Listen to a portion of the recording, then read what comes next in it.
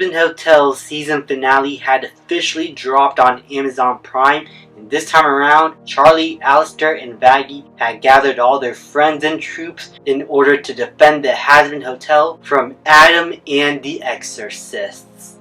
Now, this is probably one of my favorite episodes and is exactly how I hoped this finale would go.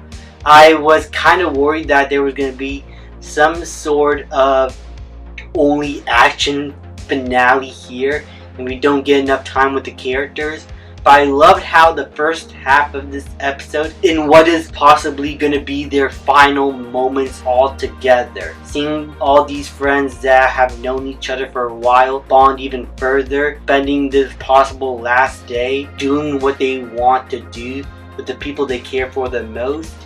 In a way, this is the kind of redemption that Charlie was actually aiming for. People who actually care for each other, who are willing to risk their life for one another because they have grown to appreciate both each other's flaws and pros and what they believe is right. This is what the hotel was for. These few sinners that were able to come in, like Husk or Angel Dust or Serpentious, they have grown, and we saw that throughout the course of the series. I was confused as to why at first we're not getting as many people entering the hotel. Well, the first season is just following this small group of people that I've already had, is seeing how they grow within these episodes. We're more so focused on them. That's why we get episodes focused on Serpentious, on Angel Dust and Husk. And it's right now coming ahead to this, seeing all these characters defend for what they call home.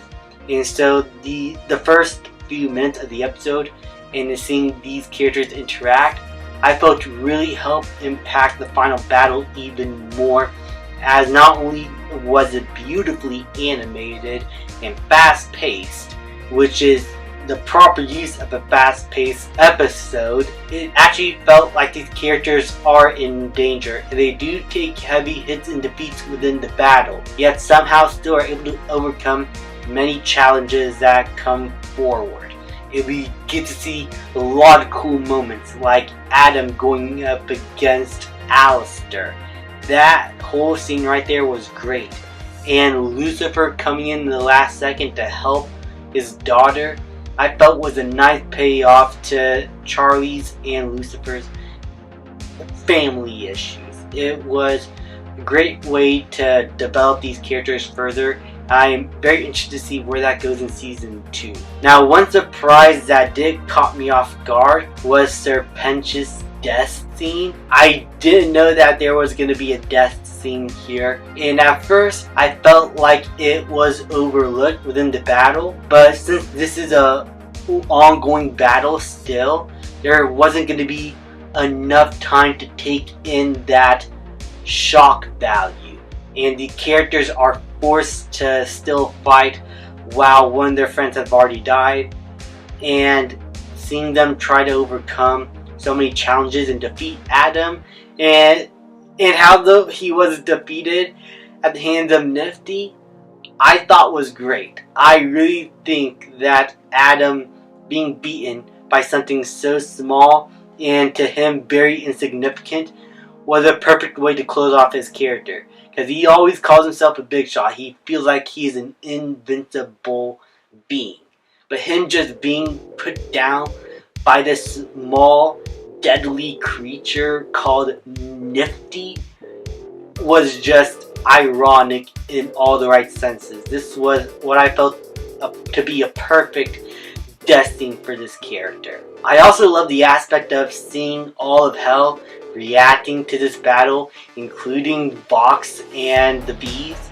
I think that helps convince all of hell that there is actually a possibility of these sinners maybe having a chance to redeem themselves. But it's not until in the last few moments of the episode, after a great closing song, that have us linger on the death of Serpentious and his sacrifice, and what that meant for the hotel, how this entire battle and moment changed all these characters' viewpoints, especially Cherry Bomb, who now joined the Hazbin Hotel within this battle. When we get to see Sir Pentious actually go to heaven, that was a great shock value, as it does prove that these souls in hell can be redeemed. How that is possible, we have yet to be seen, and the implications of this I cannot wait to see explored in Season 2, which is where we're going to see Lilith come into the play, and how that conflict with her and Lucifer is going to play out. Now that Lucifer has now rekindled his relationship with Charlie, is going to be very interesting to see. I just thought that this finale was great. It leaves a lot of questions that could be open to be answered in Season 2. And it pays off a lot of moments here very well in terms of the people who have already joined the hotel and have put their life on the line to defend it, closing out Charlie's story and giving her the hope that she needs to continue on with her ideas and dreams. The musical numbers were great. The action was fantastic. This was all in all a great finale. As for the show itself, my biggest problem is that it is too fast paced. Some of the episodes I felt like could have been a bit longer. Some episodes I'm fine with how they were paced out in the 24-minute runtime, but there were definitely some episodes where it felt like if they were to give Vivian more time to develop these ideas further and explore them further, and have them be as long as some of the longer episodes in Hell of a Boss, I think that this series could have been way better than it already is. But all in all, this was still a really good series with fun characters, fun music, great animation. Again, the pacing and writing is a bit off, and that kind of held me back from this being a perfect series. It's also way too short. I felt like if they just give Vivian more freedom to do what she wants instead of having her cram so much into just 8 episodes, this could have been a fantastic season. But as for a first time showrunner, like an actual showrunner, not just a web series showrunner, Vivian did a pretty good job. I found the ending to be pretty satisfying. The music's still great, the character is very endearing, and some of my favorite songs now are some songs here in this series. Like seriously, Poison, More Than Anything, oh my goodness, Stay Gone, Loser Baby. Like, these are great tracks to listen to that I still listen to, and honestly, I just really enjoyed how this series played out. It's not perfect, but it felt like it was done with passion, which is something that many animated films from Hollywood or animated shows seem to be lacking. It is passion and heart. And despite all the problems that this show does have, what it does have more powerful than many of these other animated stuff coming out now is passion.